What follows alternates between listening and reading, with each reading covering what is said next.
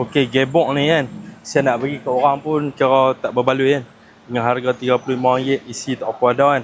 Agak mahal sikit, agak keras sikit kan. Tapi pasal nak cover ni apa? Kita terpaksa tak pakai benda ni kan. Kadang-kadang saya terpaksa bagi 2 ketui untuk nak cover harga RM35 kan. Tapi hari ni alhamdulillah rezeki saya nak makan kan. Tapi memang gebok ni tengok sumsum dia pun banyak. Kita tuang sumsum dia Zat lah. Tu dah.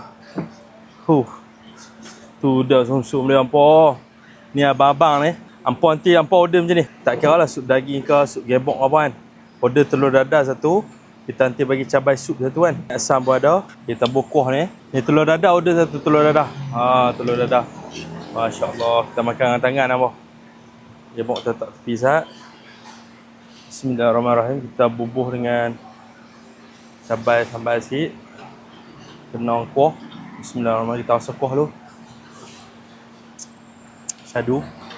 Memang syadu. Ambil langsung dulu. Semua tabuh. Kita gue makan dengan telur dadah. Bismillah. Ini yang kita pembuat selera. Bismillahirrahmanirrahim.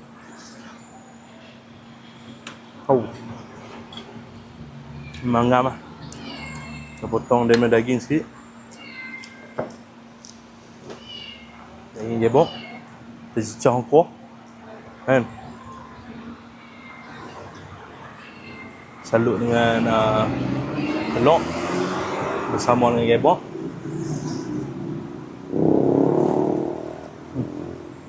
Memang sedap. Tuan-puan yang mana nak main, kita buka daripada pukul 9 pagi sampai pukul 10 malam.